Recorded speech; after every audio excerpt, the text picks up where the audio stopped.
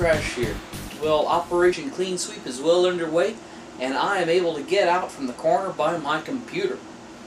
So, anyway, what we're going to be reviewing today was chosen by the listeners of the Transformers Matrix show.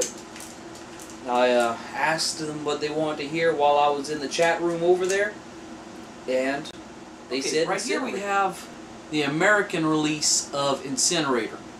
And what he is an Osprey, which is a fairly new type of aircraft. What it is, it has almost like a helicopter takeoff and landing. It pivots, and then once it's flying, the rotors go forward, and it's able to fly like a conventional aircraft. Now, in the film, they always showed them in their takeoff and landing configuration, and I guess that's just because they look cooler and more unique like that.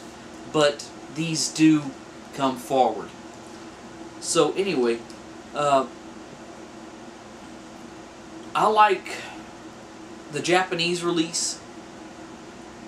It's interesting, but it's very dark, and I like figures that stand out more in my collection.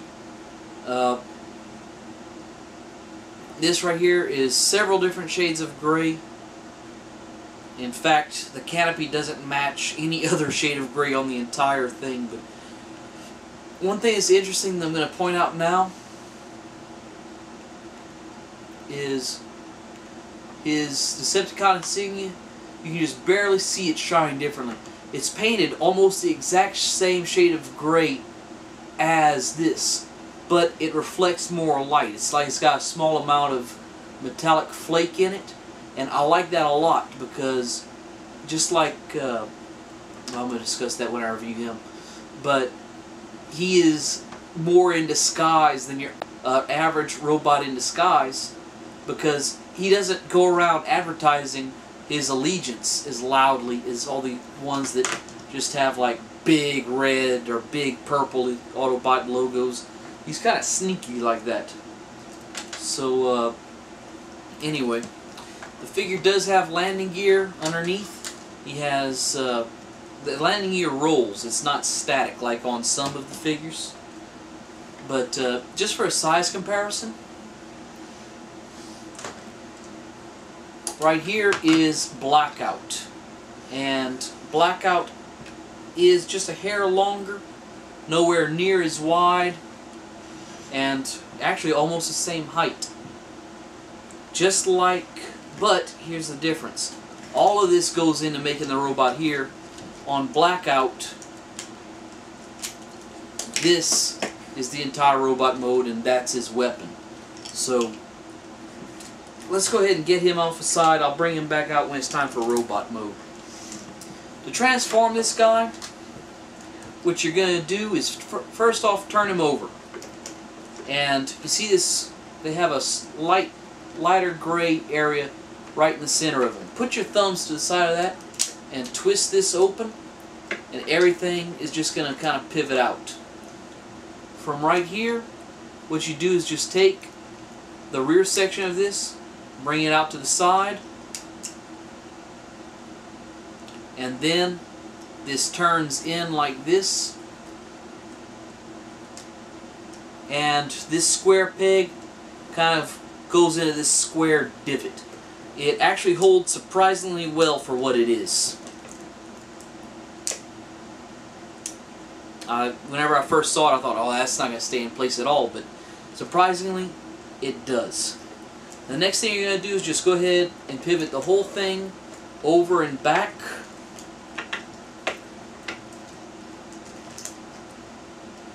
Pivot these parts down to expose some of the all spark blue. And isn't that just stupid to have an entire sub-range of toys based around a color? But anyway, the next thing you're going to do is turn his feet out. And once you're at that point, you can face them forward. And he has some stupid large clown feet. Kind of like, oh, who is it? Sideshow Mel on The Simpsons, the evil clown. Now, pretty much all of this guy's automorph is in his chest right here.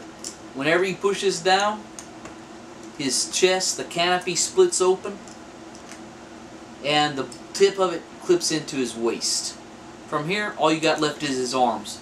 Just take these and turn them down, and very simple, very straightforward transformation, but a very effective one. The only thing is, I wish they could have done something with his tail, but it adds a lot of stability. So, anyway. Whenever I first saw the pictures of him and saw that he didn't have hands, I was turned off a lot. I was like, just what we need, another Dreadwing. But he's actually a fairly cool figure. It's kind of hard to get him into some poses without, you know, he just will naturally use his tail as a third leg. But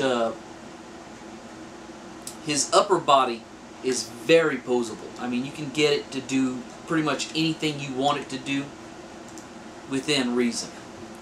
And the nicest thing is, because of how many gears and rods and everything that go into his gimmick, and he is a small Voyager because of all the complexity. Now, this is hitting his leg. His gimmick still works just fine. I kind of like the way he looks from the back. He's got like a cross shape to him, but I like the guy in spite of his kind of strangeness in some areas, his lack of hands, because he does look very good on a shelf. And okay, and here are the two of them together. They are very close to the same size. Incinerator at the head is just a hair taller, but both of them more so Blackout. A lot of them ends up on their back. Like Blackout, unless he's touching the ground, cannot stand on his own. Incinerator, his back is light enough that he can still, without leaning forward very far, still stand under it just on his legs. Blackout, to stand without his tail hitting the ground, you have to lean him forward at least that far. But both of these guys, a lot of their size went into their complexity. So this guy right here, I'm gonna go ahead and bear in mind I'm judging him based on the American release, is gonna get an 8.